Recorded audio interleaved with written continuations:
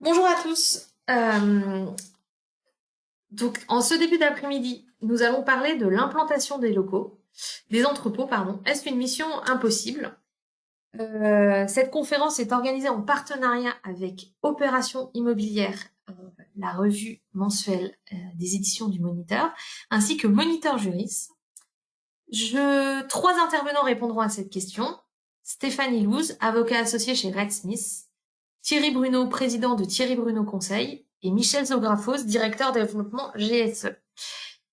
Il me reste à les remercier chaleureusement pour leur participation, leur disponibilité et leur confiance.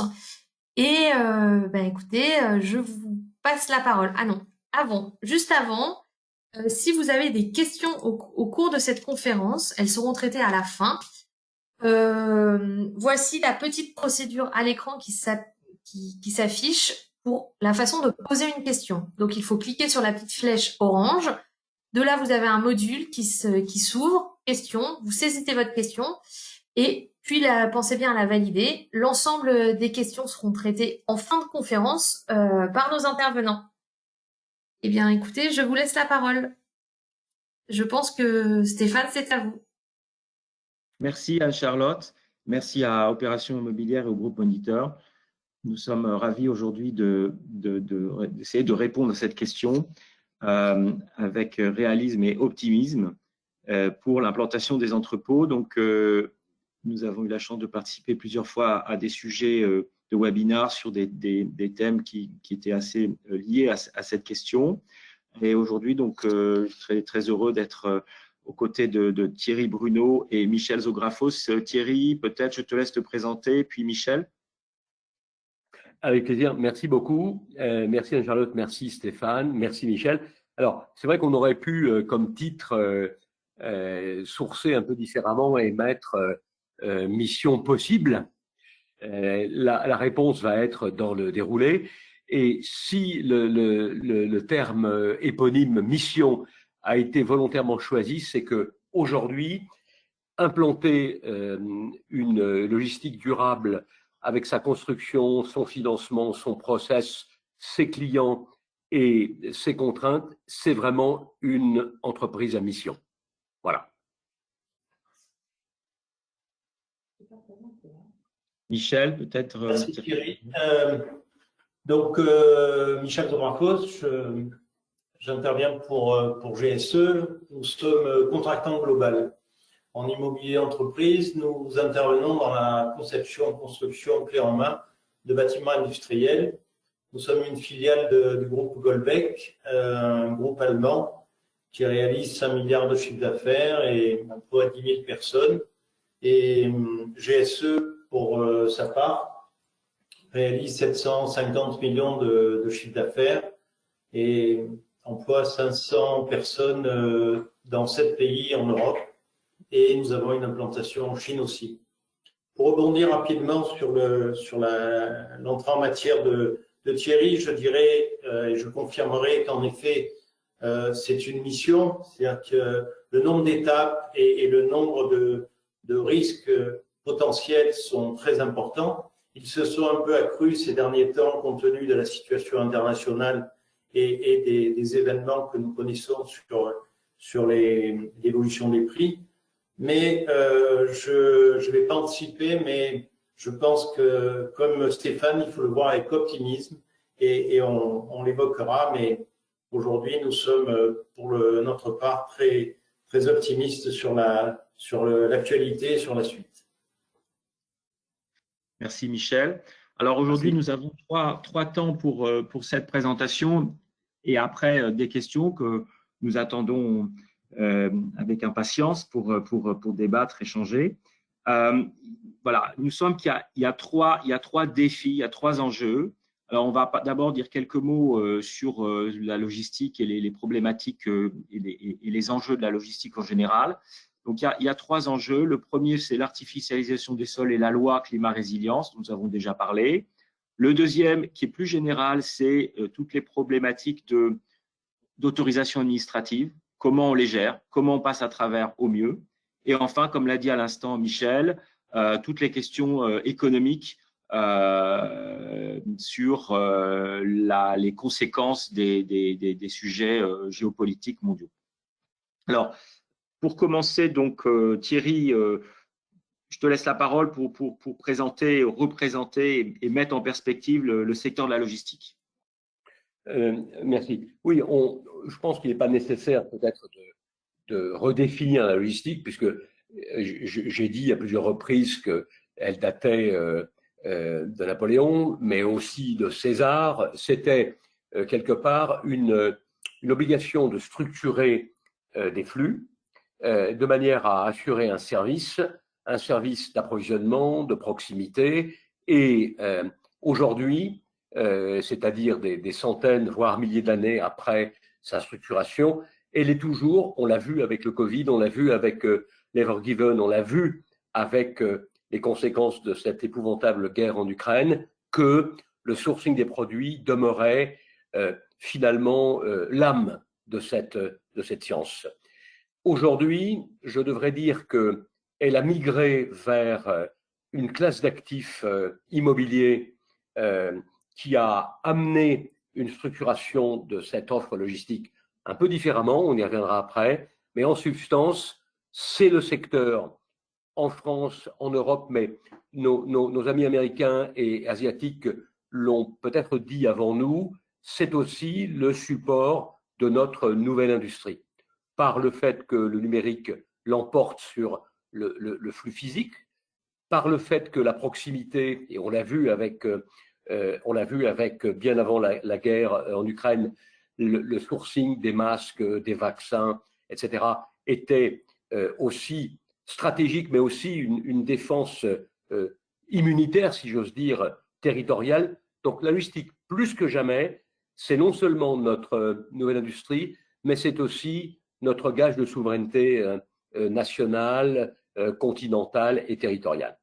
Aujourd'hui, ce secteur pèse énormément dans l'économie française, c'est 200 milliards d'euros de chiffre d'affaires. Quand on parle de logistique, on parle pas forcément uniquement d'opérations d'entreposage, mais on parle de toute la chaîne, supply chain, allant de sourcing de produits, entreposage, préparation des commandes, que ce soit automatisé ou pas, jusqu'à la livraison à l'utilisateur final, donc dernier kilomètre, last mile, etc.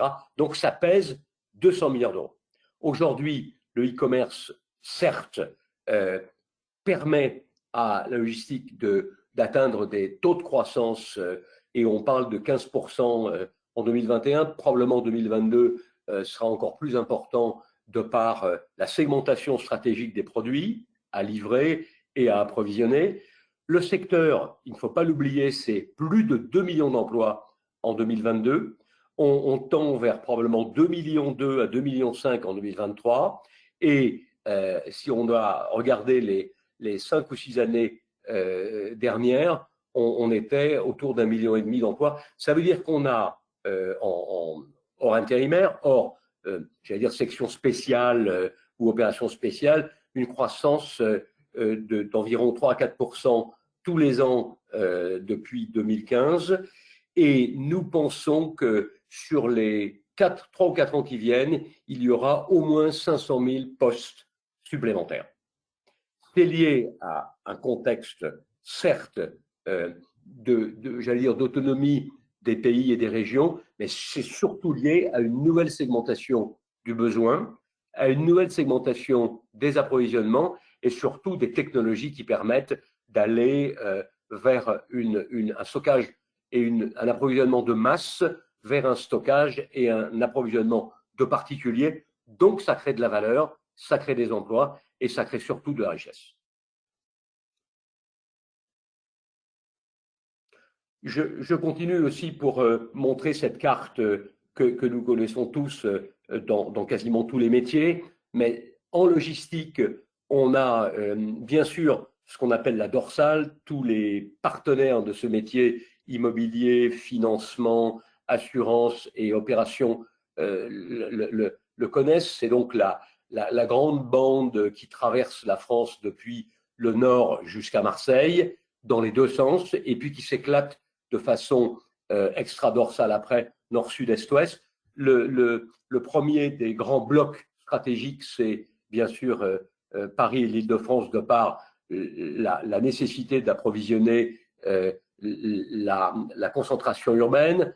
Le deuxième plus grand hub, c'est bien sûr les Hauts-de-France, avec historiquement la VPC transformée en e-commerce et une population très dense également, puis la région lyonnaise jusqu'à la région PACA.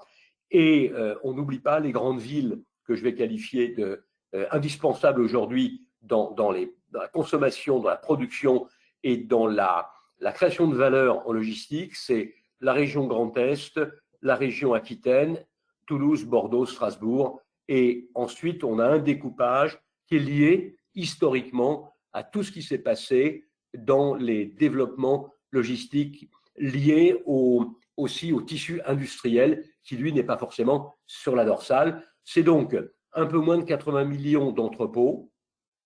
Alors, entrepôt étant le terme un peu générique, hein, on va dire de stockage et de plateforme de préparation de commandes. Donc, une évolution très importante de quasiment 20 millions en quelques années.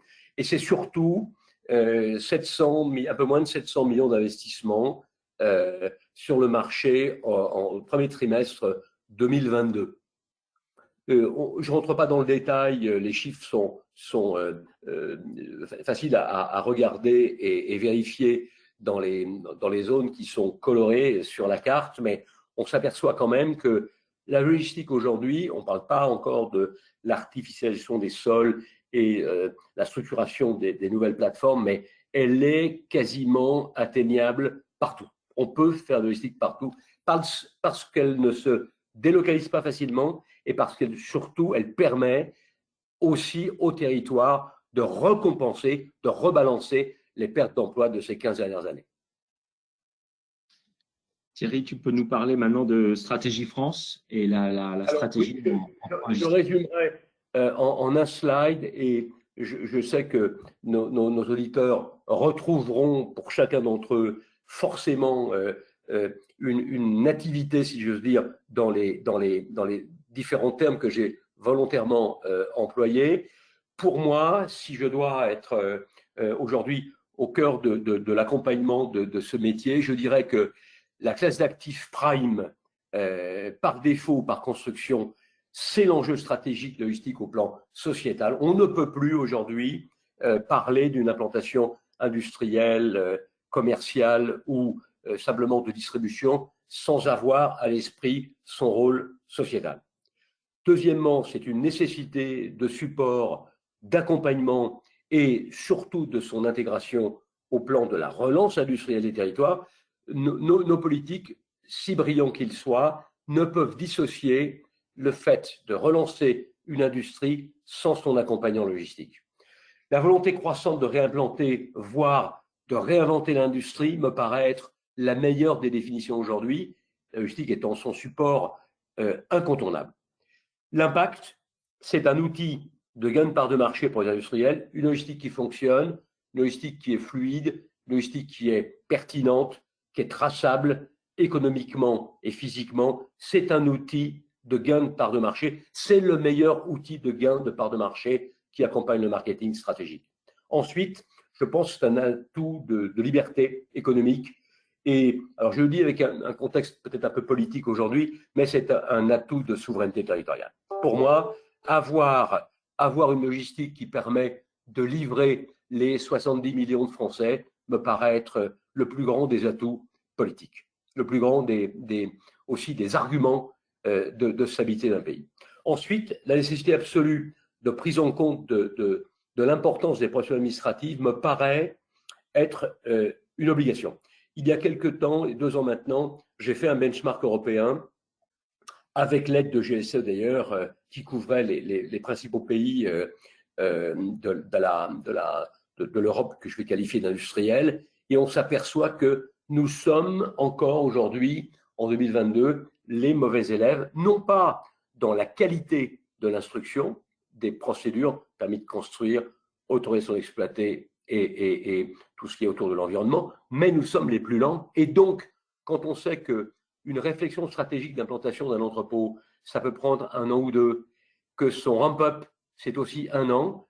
Eh bien, chaque année gagnée à démarrer la constitution de l'économie liée à la nouvelle plateforme logistique est indispensable. Donc, on voit fuir aussi des implantations vers d'autres pays européens qui sont meilleurs. Donc, je pense qu'il nous faut absolument, absolument revoir les enjeux d'une réduction de procédure. Et je disais, en préparant ce dossier, pour les experts qui nous écoutent, il y a dans nos procédures en France ce qu'on appelle un CODERS, qui est donc la validation finale au bout de la procédure. Eh bien, moi, je prône qu'il y ait un CODERS qui soit au début de ces procédures, de manière à être sûr que, avec tout le cash qu'on investit, toute l'énergie qu'on investit dans un projet, on soit certain, dès son début, dès la pérennité de ce projet, que nous puissions l'amener à sa fin, mais dès le début. Et c'est ce qui fait la vraie différence avec les principaux pays européens. J'insiste là-dessus, on pourra peut-être faire un webinaire volontairement sur les procédures, mais je pense que Michel, qui vit aussi au quotidien ces différences, sera de mon avis, et c'est un enjeu de résilience. Pour moi, la contribution, je veux juste terminer, la contribution de la finance doit être aussi pour gérer l'imprévisible, pour gérer l'irréversible, et je pense qu'il faut absolument se servir des puissances financières, puisque le cash est là de façon très abondante, pour gérer l'extériorité des circonstances, c'est-à-dire ce que nous avons du mal à finalement à contourner. Et enfin, pour finir, je dirais que l'accompagnement de l'immobilier dans ses choix stratégiques de long terme fige le service et les circuits raisonnés. Donc ça va aussi dans le sens de notre histoire sur tout ce qui est lié à l'écologie, à l'empreinte carbone, au zéro artificialisation. C'est pour cette raison que je m'investis autant de façon pérenne dans la stratégie. Effectivement, Thierry parlait à l'instant du rôle sociétal, la logistique. Donc, on le voit sur la mise en relation entre les nouvelles lois, notamment la loi sur l'artificialisation des sols, qui certes est une loi, on va dire, qui a un aspect a priori contraignant, mais qui en réalité, dans cette approche sociétale et globale, fait sens avec aussi l'évolution existante et à prévoir de la logistique. Alors, en quelques mots rapidement, rappeler donc la loi climat résilience, en quoi elle concerne les projets logistiques. C'est la question de l'artificialisation des sols. Nous connaissons le ZAN, zéro artificialisation nette. C'est un objectif qui a été fixé pour 2050, donc par l'artificialisation nette à 2050. Et pour cela, tous les 10 ans, dans les documents de planification, documents d'urbanisme, on réduit de moitié par rapport à la décennie pour atteindre à 2050 zéro artificialisation. Or, ça semble poser un problème. En réalité, l'idée, c'est d'utiliser efficacement les terrains disponibles. On peut dire peut-être un mot tout de suite sur la question des friches, Michel ou Thierry. Donc, la logique aujourd'hui de réutiliser des friches industrielles pour développer des entrepôts logistiques. Oui, juste un mot, et je te laisse la parole, Michel. Juste un mot pour compléter ce que tu dis, Stéphane. C'est vrai qu'on ne peut pas s'empêcher d'être pour l'artificialisation des sols, parce qu'aujourd'hui, on voit aussi qu'il y a eu énormément de programmes, de projets qui auraient pu être évités avec une réflexion un peu plus stratégique sur les friches industrielles. Et je crois que le gouvernement, depuis 2 ans, a réfléchi de façon extrêmement assidue à ce que nous pouvions faire, notamment dans les Hauts-de-France, qui est la première surface en friche industrielle, la seconde étant la région Grand Est. Et avant de redonner des permis de construire sur des terrains agricoles qu'on revitalise, si j'ose dire, on doit regarder, c'est une nécessité impérative et impérieuse de refaire vivre l'industrie que les anciens avaient construit, avaient bâti. C'est une obligation. C'est une obligation également sociétale. Michel. Oui, simplement de mon côté, un mot sur les friches. En effet, ce sont des pistes qu'on travaille de façon assidue pour compenser le manque de foncier. Là, c'est en effet un tissu industriel qui s'est dégradé progressivement, qui a entraîné la création de ces friches, la désindustrialisation d'un certain nombre de régions et de territoires. La difficulté, néanmoins, simplement sur un point d'écueil, c'est qu'elles sont. On a en effet un certain nombre de friches qui sont importantes, qui sont totalement adaptées à réaliser des opérations de grande logistique, et GSE est titré pour assurer à la fois la dépollution, la déconstruction et la réalisation de bâtiments sur des terrains qui ne sont pas totalement adaptés avec les nouvelles normes et en réalisant des bâtiments éco-responsables.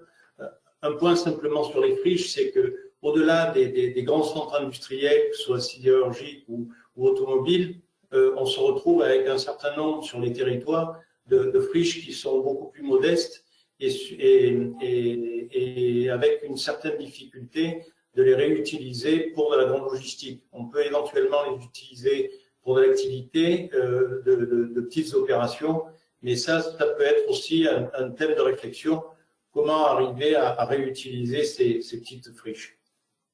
Et pour mémoire, effectivement, on privilégie l'utilisation des friches, mais on n'est pas dans un système comme pour les grands centres commerciaux qui ont été interdits, qui sont interdits maintenant depuis la loi climat résilience. Donc, on n'est pas dans un système d'interdiction de projets logistiques, même de méga projets sur des terres non construites, mais effectivement, on privilégie quand on le peut les friches. Quelques mots donc sur la page suivante.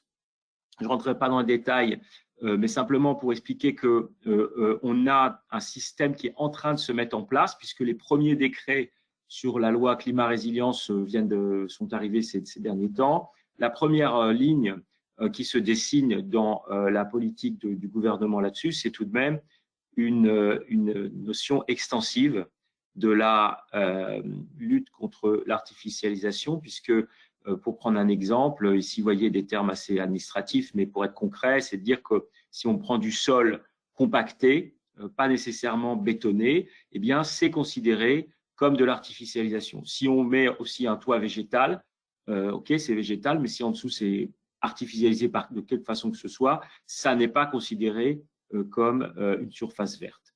Voilà, on peut passer à la page suivante.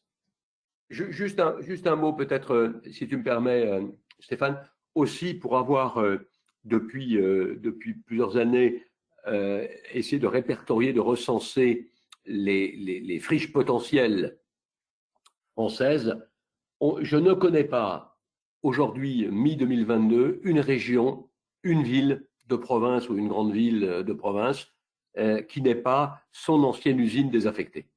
Et ça veut dire quand même qu'on parle de plusieurs milliers d'édifices, et je suis quasiment persuadé qu'une intervention au plus haut niveau de l'État pour non seulement les recenser, mais aller très loin dans l'étude, comme le disait Michel, sur la faisabilité, me paraît être une obligation, d'abord parce que ça permettrait de figer des projets là où la main-d'œuvre est encore extrêmement pertinente, d'accord ? Donc on continuerait de créer de la valeur localement, territorialement, et en plus, on arbitre après sur le fait de pouvoir ou non implanter un site logistique en ayant balayé l'option de la friche reconvertie.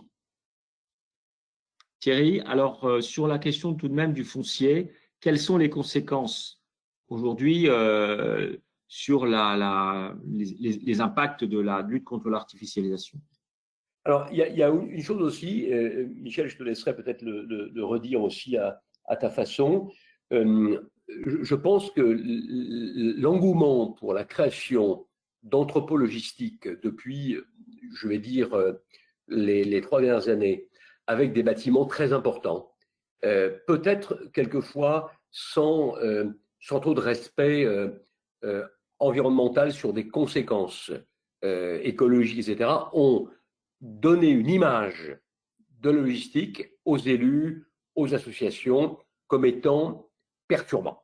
Et ça, je peux l'admettre, on a effectivement autour de grandes villes, d'autoroutes, de tangentiels qui vous permettent d'accéder aux zones industrielles, des kilomètres de camions, etc. Et je pense que ça, c'est une une image aussi que la population peut avoir comme étant le trouble fait de l'immobilier. Je pense qu'il faut regarder sur les projets qui viennent, qui arrivent, et c'est encore pour les 10 ou 15 ans qui viennent, une obligation d'intégrer de façon écologique la construction logistique, mais qu'elle ne soit pas retoquée comme étant l'ennemi de l'écologie. Effectivement, peut-être passer à la page suivante. De notre côté, comme avocat, nous sommes très souvent confrontés à des… Stéphane, si tu permets. Bien sûr. Je voudrais intervenir sur le slide précédent parce que il y a un point que Thierry a cité qui est important, c'est les alternatives dans la conception des entrepôts et plateformes. Et c'est vrai que en la matière, Thierry le sait bien parce qu'il a œuvré très longtemps dans les entrepôts grande hauteur et dans les entrepôts automatisés. Et il confirmera avec moi le développement important de la montée en hauteur des entrepôts pour justement, c'est une des pistes pour travailler sur la réflexion. GSE a lancé depuis quelques années des entrepôts à étages. Aujourd'hui, on réalise sur différents pays des bâtiments de plus de 180 000 m², mais comme ils sont à étage, l'emprise foncière de l'entrepôt au sol est bien moindre. Et nous arrivons aujourd'hui, avec ces entrepôts à étage, à réaliser des bâtiments qui sont beaucoup plus éco-responsables et qui répondent à la nécessité aujourd'hui d'être respectueux de l'environnement. Donc, c'est une piste que je pense sera de plus en plus creusée aussi par les constructeurs de réaliser des bâtiments à étage et nous en avons quelques-uns à notre actif qu'on pourra citer. Je suis complètement d'accord. Je veux juste compléter qu'il y a une quinzaine d'années maintenant, voire une vingtaine d'années maintenant, nos pays frontaliers que sont notamment la Suisse, je pense à la Suisse et je pense à la Belgique, avec des fonciers extrêmement restreints, mais une croissance dans le domaine industriel et logistique telle que le bâtiment à étage a permis déjà de réfléchir à trois choses. L'optimisation des fonciers bâtis, aussi l'intégration des process qui permettaient de la performance industrielle, donc c'est un peu à part, mais c'était aussi lié à ça. Et puis troisièmement, contrairement à ce qu'on croit, un bâtiment logistique, c'est pas simplement un bâtiment classe A, 10 mètres de haut, qu'on peut relouer à quelqu'un d'autre une fois qu'il est parti. Un bâtiment logistique doit être un bâtiment d'abord raisonné, et le bâtiment grande hauteur en fait partie. Et si aujourd'hui, le bâtiment à étage respecte et donne du sens, de la voie et probablement de l'espoir au règlement de toutes les contraintes, je pense que la technologie le permet.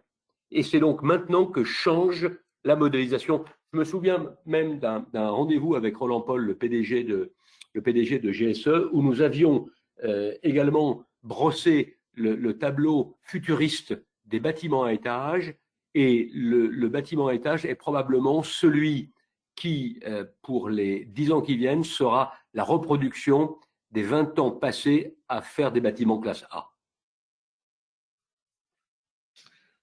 Alors, quelques mots maintenant sur les autorisations administratives qui sont un des grands enjeux donc, de la réalisation des projets de logistique, aussi bien que le permis de construire que l'autorisation environnementale. On a constaté donc qu'on a des lois qui posent des questions d'intelligibilité pour une raison simple, c'est qu'on a une multiplication, on a parlé tout à l'heure, Michel, Thierry, des sujets environnementaux, c'est qu'on a une multiplication des textes légaux réglementaires sur l'environnement et notamment autour de l'autorisation environnementale, donc avec des régimes qui se succèdent et qui donnent autant d'occasions de contestation. Alors néanmoins, il y a eu des efforts qui ont été faits par les autorités pour qu'on essaye de réduire les délais d'instruction des demandes d'autorisation environnementale. Ceci dit, on l'a constaté, on en parlait avec Thierry tout à l'heure, que la France là-dessus est très en retard par rapport aux voisins européens. je vous disais, on est le moins bon élève de l'Europe. Donc ça, c'est un vrai sujet sur lequel il y a beaucoup à gagner. Et puis, peut-être gagner aussi dans le renforcement et rendre plus fluide les interactions et les échanges avec les acteurs, c'est-à-dire aussi bien l'administration que notamment les bureaux d'études qui ont un rôle fondamental pour obtenir les autorisations. Et pour passer à la page suivante, donc sur la partie recours, hein, puisque on est amené à voir ça, on l'espère le moins souvent, mais on est amené à le voir. Donc, d'abord, il y a une réduction des délais de recours sur l'autorisation environnementale qui remonte déjà à presque 2 ans. Donc, le délai est passé de 12 mois à 4 mois. Donc, l'idée, c'est de rendre, entre guillemets, plus facile l'avancement des projets. On parlait d'un paradoxe, je ne rentre pas dans le détail, mais il y a un petit paradoxe ici, c'est que quand on veut réaliser un projet, qu'on veut le vendre, maintenant qu'on a 4 mois au lieu de 12 mois pour les délais de recours, eh bien, auparavant, on n'attendait pas qu'il y ait une purge de l'autorisation de tout recours sur autorisation. Et maintenant, bon, 4 mois, on les attend. Donc, ça retarde un petit peu aussi les projets. Ça retarde de 4 mois. Ça retarde de 4 mois. Exactement. Alors là, bon, j'ai une slide qui est un petit peu compliquée, mais je voudrais simplement cibler sur les points. Ce que je voudrais dire, c'est que les documents support des autorisations d'urbanisme, en fait, sont des documents clés et que le succès pour passer les risques de recours, c'est d'avoir une approche bien évidemment environnementale, écologique, comme ça s'est passé depuis plusieurs années avec des études qui sont extrêmement précises et tout à fait pointues, mais aussi d'intégrer une dimension juridique parce que c'est sur ça qu'on est beaucoup attaqué par surtout les associations. Et donc, il y a certains points, je le dis parce qu'on est confronté à ça, il suffit parfois qu'il y ait une phrase qui soit tournée d'une certaine façon, par exemple, quand on n'a pas suffisamment décrit l'état initial ou qu'on n'a pas suffisamment démontré quelles solutions alternatives pouvaient être réalisées. On a dit, on a étudié des solutions alternatives, mais on ne l'a pas fait. Alors, on peut s'exposer à une remise en cause de l'autorisation et donc arrêter tout un projet. Donc, on le démontre dans la page suivante, la manière dont, en fait, quand on a une omission, une exactitude, une insuffisance, encore une fois, je le dis, on est beaucoup attaqué sur ces sujets-là, bah ça c'est un vice de procédure. Tout vice de procédure n'aboutit pas à l'interdiction et à l'arrêt du projet, mais il y a donc les critères, vous les voyez en rouge, hein, ça c'est vraiment très important.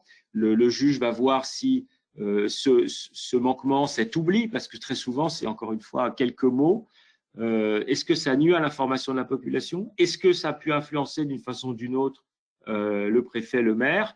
Si c'est le cas, c'est tout qui s'arrête. Et donc là, c'est un travail, je le dis au cas par cas, de vérifier et d'intégrer, nous le faisons beaucoup, de plus en plus, d'intégrer la préparation en amont, comme Thierry disait tout à l'heure des coders inversés, il y a un peu de la même façon de préparer en amont les études d'impact, aussi bien avec les juristes qu'avec les spécialistes. Je peux compléter, Stéphane, si tu me permets. Je parlais de l'administration, tu parlais de l'administration, Michel parlait de l'administration. Nous avons probablement la meilleure administration au monde, de par son histoire et son vécu, et elle est napoléonienne, elle aussi.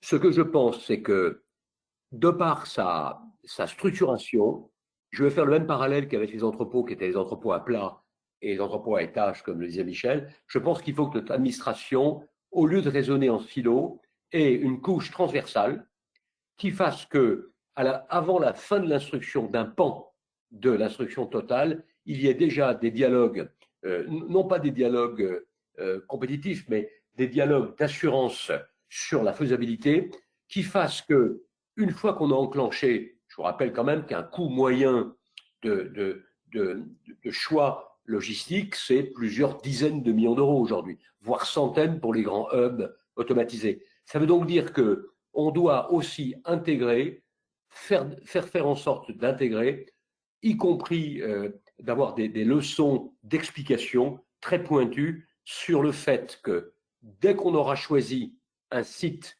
avec le respect de toutes les filières, nous soyons les meilleurs en industrie. Voilà. Et je pense que c'est une obligation que nous avons pour recouvrer nos avances technologiques d'il y a 20 ans. Thierry, un petit point pour poursuivre ce que tu dis et ce que tu as évoqué, c'est le recours à l'État, parce qu'on se rend compte, notamment sur les très grands projets, que dans le cas de difficulté de faire avancer les procédures ou dans le cas de recours très particuliers d'associations, on voit que l'État, par l'intermédiaire des préfets, peut avoir un effet d'accélération et de facilitation des décisions. Donc, ce que tu évoquais tout à l'heure, de faire appel à l'État pour faciliter justement la mise en œuvre de ces projets est important. Pas simplement sur les grands, parce que sur les grands projets, le préfet est souvent personnellement concerné, mais même sur les plus petits où il serait bon de pouvoir faire intervenir la puissance publique pour justement aboutir plus rapidement. Je suis complètement d'accord. Il faut rappeler aussi, c'est très important ce que tu dis, qu'on ne parle pas que des grands projets. Il faut savoir que la logistique, au sens large, c'est entre 10 et 15% du chiffre d'affaires d'une entreprise, 50% étant l'entreposage, 50% étant le transport. Mais ces 10 ou 15%, c'est vrai quand on est Total, c'est vrai quand on est un grand distributeur, mais c'est vrai aussi quand on est une PME régionale. Donc on doit aussi être encore plus pertinent pour l'aide, parce que les coûts se massifient plus facilement quand on est un grand acteur du marché que quand on est un acteur local. Donc, il faut vraiment aussi qu'il y ait une micro-explication dans les sous-préfectures d'aide finalement à l'éducation de ces grands programmes. Parce que une fois qu'on a gagné un projet, on s'aperçoit qu'on a figé 50 emplois, 100 emplois, 200 emplois, et on crée de la valeur locale. C'est une création de valeur. Alors effectivement, ça c'est un point qui est absolument majeur. On le voit aujourd'hui dans beaucoup de contentieux que nous avons gérés ces derniers temps sur une notion qui est l'intérêt public majeur. Aujourd'hui, dans différents cas qui sont définis en code d'environnement, donc vous pouvez passer à la slide suivante, Charlotte. On a la notion d'intérêt public majeur qui revient et qui peut bloquer des projets. Alors, en quelques mots, de quoi s'agit-il? Dès lors qu'un projet peut porter atteinte à une espèce protégée, on doit pouvoir démontrer que ce projet représente un intérêt public majeur. Et quand on parle d'espèces protégées, nous savons qu'en France, il y a une très grande variété, il y a une très grande protection. Donc, on parlait de petits, grands projets, ce n'est pas nécessairement des projets énormes. Sur tout type de projet, on peut avoir besoin de démontrer l'intérêt public majeur. Et ce que je veux dire ici, c'est que il y a 3 ans, on va dire jusqu'à 2016, ce point-là n'était pas du tout un sujet. C'est-à-dire que quand on devait le démontrer, c'était démontré. Quand c'était challengé, pardonnez-moi le mot, par les associations environnementales ou d'autres, ça ne posait pas de problème, même devant les tribunaux. Ce qui s'est passé, c'est que sous l'influence essentiellement de la CJUE, on est venu dire, mais attendez, il y a la notion publique et la notion majeure. Et donc, au début, la technique jurisprudentielle a été de dire, mais attendez, ces projets-là, ils ne répondent pas forcément il n'y avait pas une compréhension, pour dire les choses autrement, que quand on va implanter un entrepôt logistique quelque part en province, on disait, mais non, c'est un projet privé, je ne vois pas en quoi c'est public et je ne vois pas en quoi c'est majeur, parce que ce n'est pas énorme, etc. Bon, ça, c'était la deuxième tendance jurisprudentielle où les tribunaux, on va dire de 2016 à 2020, les tribunaux administratifs ont eu des positions d'ailleurs assez diversifiées, certains interdisant, d'autres autorisant, pas de critères clairs, grande incertitude et certains opérateurs ont pu être découragés. Bon, heureusement, ça n'a pas été très long. 2020, le Conseil d'État est venu c'est pas complètement précis à la ligne près, mais on a au moins une technique qui permet de dire, voilà, a priori, ce projet, oui, a un intérêt public majeur, oui, on est serein que si on vient nous challenger là-dessus, on va passer. Et en fait, qu'est-ce que c'est? C'est qu'on va mettre en balance, c'est une technique de mise en balance que font maintenant la plupart des juridictions administratives, entre le risque et l'atteinte aux espèces et l'intérêt économique. Alors, et là-dessus, donc, ce qui est très positif, c'est que public, ça ne veut pas dire simplement projet public. Public, ça veut dire qu'il faut qu'il y ait une politique publique. Donc maintenant, parlons en logistique. Thierry l'a très bien expliqué. Il y a une politique publique. C'est reconnu aujourd'hui par les tribunaux administratifs. Donc, on n'est pas en risque sur la question du public.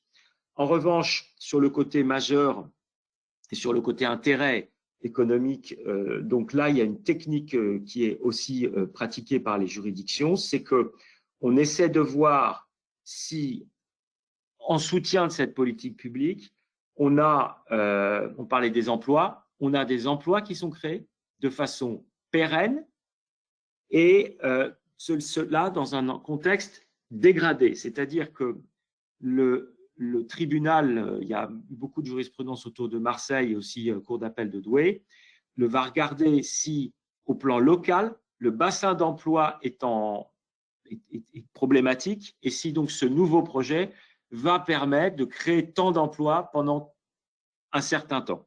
Et si c'est le cas, et c'est pour ça que donc sur la partie juridique, je termine sur une note d'optimisme, même s'il y a encore pas mal de censure, mais quand même une note d'optimisme. C'est donc si c'est le cas, un projet purement privé, quelle que soit la taille, si on est dans un secteur dans lequel on a un taux de chômage relativement élevé, eh bien qu'on va créer des emplois ici, alors les tribunaux disent on considère qu'il y a un intérêt public majeur, ce qui à la lettre n'était pas évident.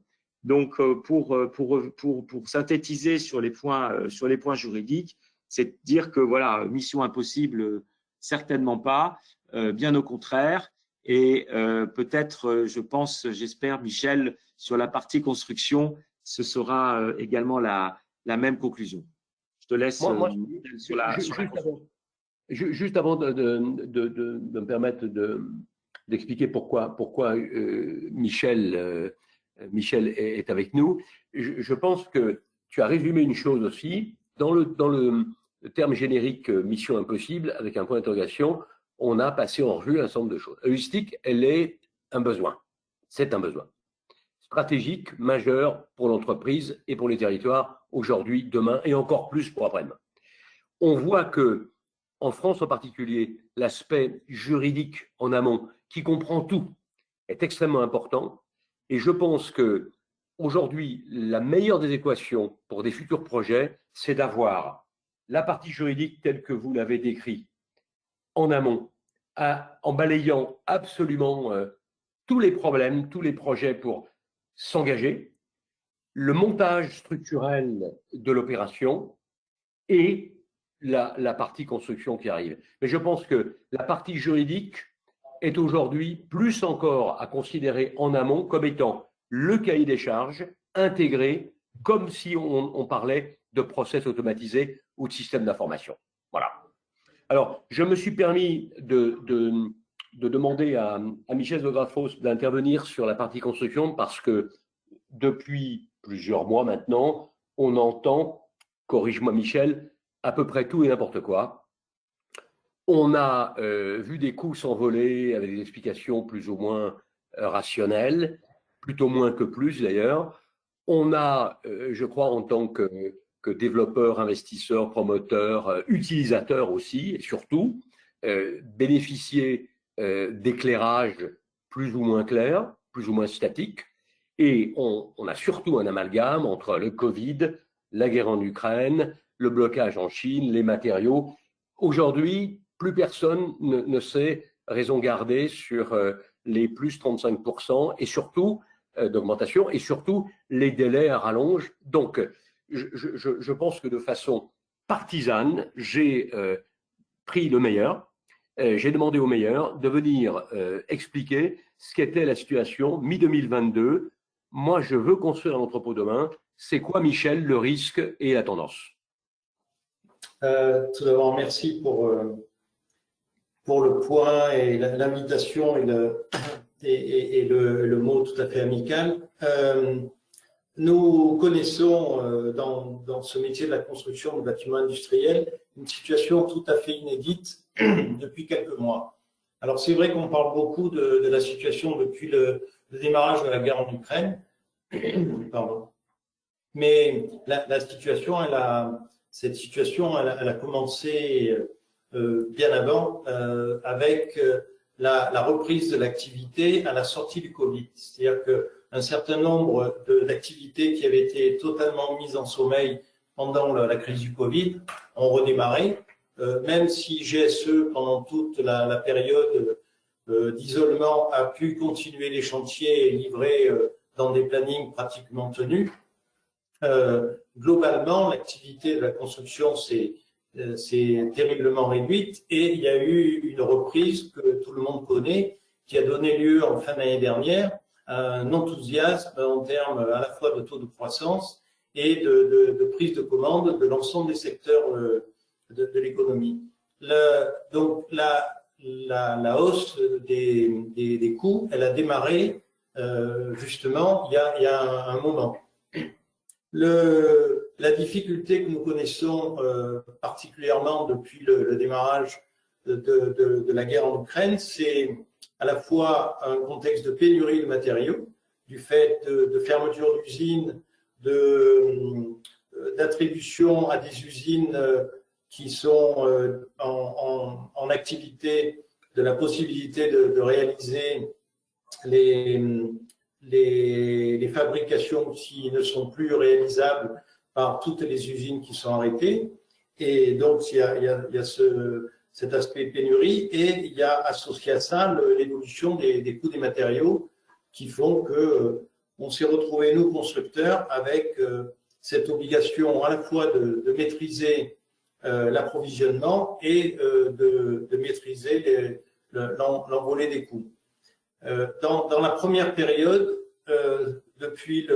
après le début d'emballement qui a commencé donc l'année dernière, au début de la reprise, on va dire depuis ce début d'année, il y a la première démarche qui a été la nôtre en tant que constructeur, c'était d'envisager des clauses d'indexation, des clauses de réactualisation qui pouvaient être très fréquentes et qui n'avaient jamais été vues depuis plus d'une dizaine d'années. Aujourd'hui, on se rend compte que cette flexibilité des coûts qu'on a connue depuis le début février, elle se tasse. C'est-à-dire qu'on arrive à peu près sur un plateau en termes de prix de matériaux, même si on sent que la fin de l'année, certaines augmentations sur certains types de produits comme les aciers ou les isolants seront concernés. Globalement, on sait aujourd'hui donner un prix fixe pour un démarrage de chantier dans un délai assez court, entre 2 et 3 mois. On sait garantir un prix, ce qui n'était pas le cas pratiquement depuis le début de l'année.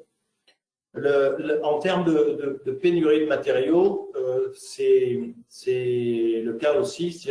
On peut dire qu'aujourd'hui, il n'y a plus de pénurie. Certaines usines sont sous tension, c'est-à-dire qu'on sent véritablement qu'il y a encore une très forte demande et que les usines sur les bois notamment ou sur les charpentes sont très demandées.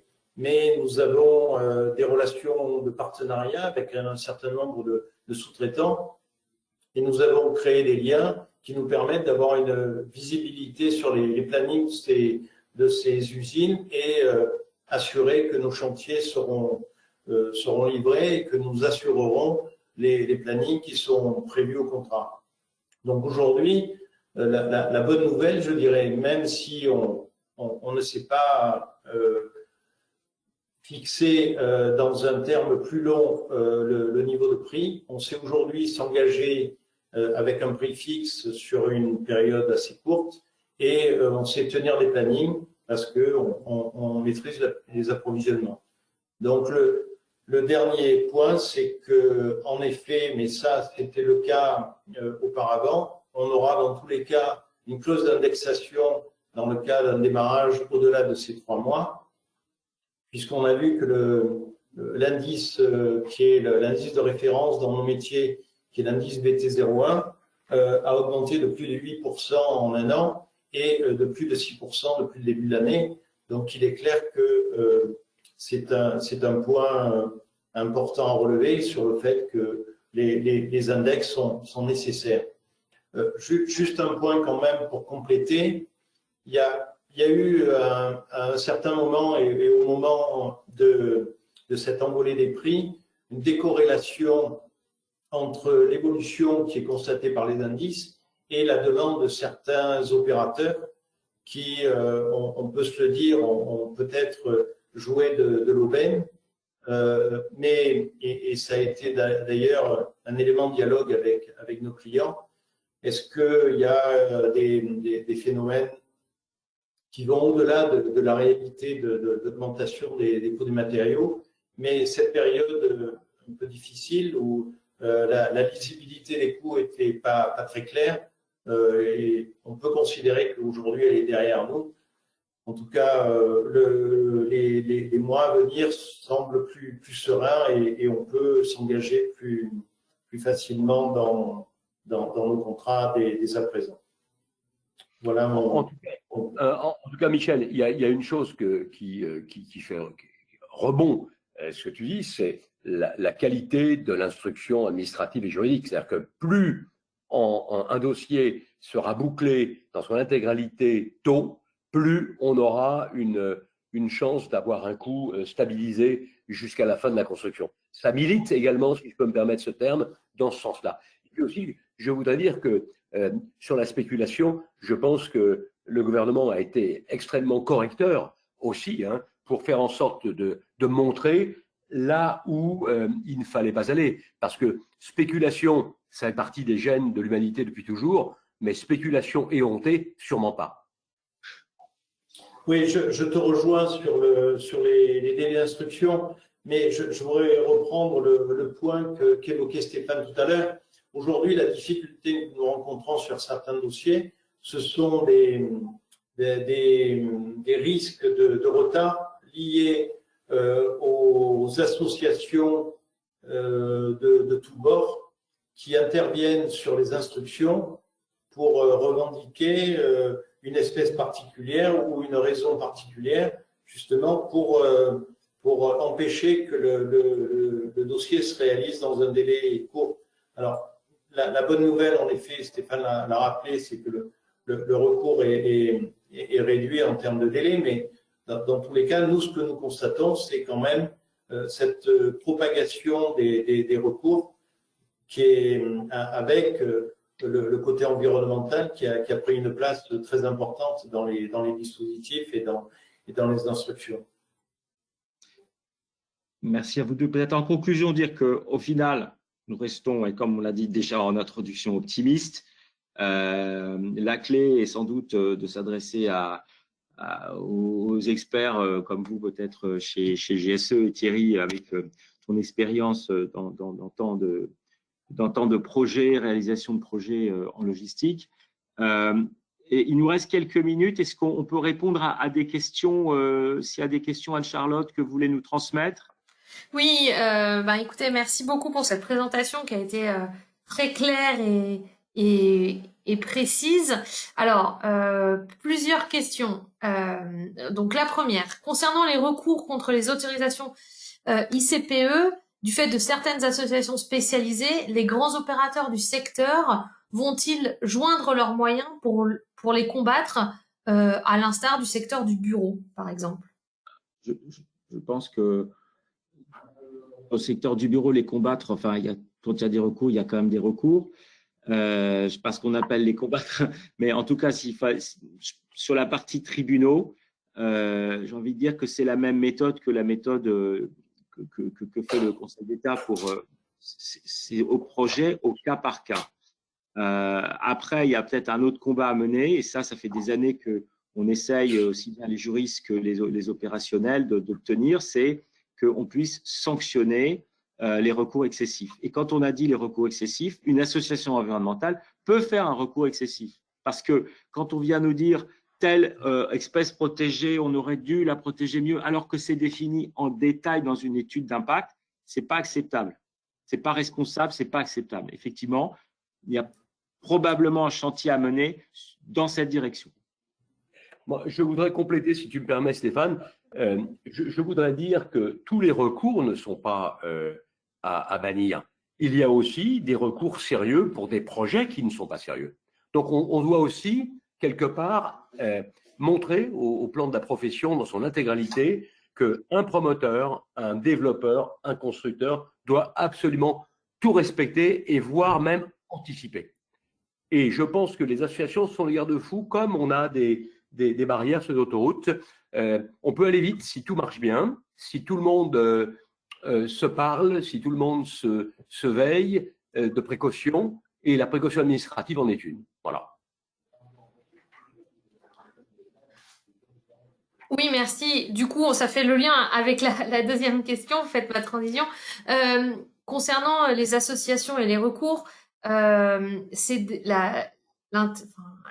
l'auditeur, se pose la question de savoir si ces dernières sont-elles à intégrer dans le montage de l'opération au même titre que les élus et les organismes d'État.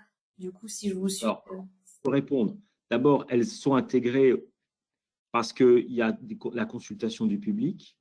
Donc, elles peuvent participer. Selon le type de projet, il n'y a pas une règle unique, mais les associations sont tout de même, elles ont le droit à parler, il n'y a aucun problème. Et là, je le dis, j'ai entendu très bien ce que tu as dit, Thierry, mais voilà, peut-être d'expérience, quand les projets sont très sérieux et qu'on est harcelé pour des choses, j'essaie de le dire avec toute objectivité, mais voilà, pour des bêtises, c'est compliqué d'intégrer complètement les personnes. Alors oui, les consulter, pas de problème. Mais voilà, après, il y a des gens qui ont des politiques systématiques de refus, on ne peut pas le savoir à l'avance. Oui, pour les associés, je pense intégrer, je ne sais pas ce qu'on veut dire, mais peut-être associer ou questionner, mais ça existe déjà pas mal. Ils participent notamment dans différentes instances où ils sont représentés même, hein, et donc ils donnent des avis. Donc c'est plutôt bien construit, hein. Mais voilà, après, il peut toujours y avoir quelqu'un qui, pour de bonnes raisons, pas de problème, mais pour d'autres raisons, voilà, ça c'est ça. Et du coup, je comprends la première question. Je fais un parallèle juste qui va vous faire sourire, je pense, c'est le problème des instructions de dossiers d'éoliennes. Je ne sais pas si vous avez lu récemment la presse, non pas spécialisée, mais une presse grand public, où il n'y a pas un dossier français qui soit maritime ou intérieur des terres qui n'est pas retoqué pour des raisons qui n'ont rien à voir avec l'énergie, qui n'ont rien à voir avec l'éolienne, qui ont à voir avec une philosophie. Eh bien, je pense que pour les recours d'association, je pense qu'un dossier qui intègre tout ne peut pas être retoqué. Un dossier mal ficelé peut être retoqué. Entre les deux, il y a des excès. Oui. D'accord. Merci beaucoup. Si vous avez des questions, alors n'hésitez pas à les poser. Je vous remets la petite procédure. Donc, c'est la petite flèche orange pour déplier le panneau, puis saisir votre question et valider. Elle apparaîtra et sera traitée. En attendant une éventuelle autre question, je réagis à ce que vous avez pu dire. Tout à l'heure, Stéphane, vous aviez dit qu'on était plutôt un mauvais élève des pays européens. Concrètement, qu'est-ce qu'on pourrait changer pour devenir un bon élève ? Alors Thierry, tu veux dire quelques mots sur la position française, sur le reste par rapport aux autres pays? Moi, je travaille depuis longtemps en Europe, à l'international, mais je suis français avant tout. Donc, je sais aussi mesurer nos obligations, mais aussi ne pas avoir une image, un effet miroir qui nous déforme. On a vraiment, nous, la qualité de nos défauts, mais on a une administration très forte et il faut qu'on s'en serve. Aujourd'hui, quand vous prenez un benchmark d'instruction de dossier, en France, il faut entre 9 et 12 mois pour des dossiers hors Céveso, hors particulier. Les pays européens industriels qui ont l'habitude des instructions de ce même type de dossier, il leur faut 3 fois moins de temps. Donc, la vraie réponse, c'est une amélioration structurée, immédiate, qui fasse la partie permis de construire d'un côté et la partie ICPE de l'autre soit instruite complètement différemment. Alors, on sait qu'il y a deux réponses aussi que nous attendons et que nous avons. C'est que les DREAL sont débordés, les services de rédaction sont débordés parce qu'on instruit un dossier logistique, on inscrit un autre dossier immobilier, une crèche, une école, etc., etc. Donc, il y a aussi une priorisation à avoir et une sectorisation à avoir. Ma préconisation, c'est ça, réduire, pas n'importe comment, mais sectoriser, prioriser et instruire de façon beaucoup plus homogène les dossiers. Ça, c'est une obligation. Ça a démarré avec le rapport Gasbarian il y a 3 ans déjà. Ouais. Tout le monde met de la bonne volonté, mais à la fin, la France, c'est la France. Les services de l'État, c'est complexe à aborder avec probablement une prise de décision qui est un peu jacobine aussi. Ça, c'est le bon côté des choses. Mais par contre, quand ça redescend sur le terrain, le projet peut être complètement perdu. D'accord. Sur la méthode, Anne-Charlotte, effectivement, ça a été pas mal dit, aussi bien dans le webinaire que d'ailleurs dans les dernières questions, c'est que on anticipe tous les sujets, on les traite aussi bien sur une pratique écologique et environnementale que bien sûr technique, construction, mais et aussi donc juridique. On associe peut-être autrement les acteurs, notamment associatifs. Et puis, quand il y a des excès, on sait les sanctionner. Et ça, c'est vrai que ça reste un sujet. Absolument, absolument, absolument. Il y a un point qu'on n'a pas abordé, Anne-Charlotte, et peut-être, s'il me reste 1 minute, j'aurais voulu Oui, je vous en prie. On n'a pas abordé l'intérieur des entrepôts. On a dit entrepôt, mission impossible, mais un entrepôt, même s'il est environnemental, avec un toit végétalisé, une enveloppe architecturale extrêmement bien conçue, on ne sait pas ce qu'il y a à l'intérieur. Et on oublie aussi de préciser le degré d'automatisation qu'il peut y avoir à l'intérieur des grands sites logistiques, mais aussi des petits sites logistiques. Et ce que je voudrais dire, c'est que on a aussi des dossiers d'instruction souvent complexes ou complexifiés par la notion de robotisation et d'intégration de planchers intermédiaires, de mezzanine à l'intérieur des sites pour simplement faciliter, optimiser et travailler au mieux les surfaces et les volumes.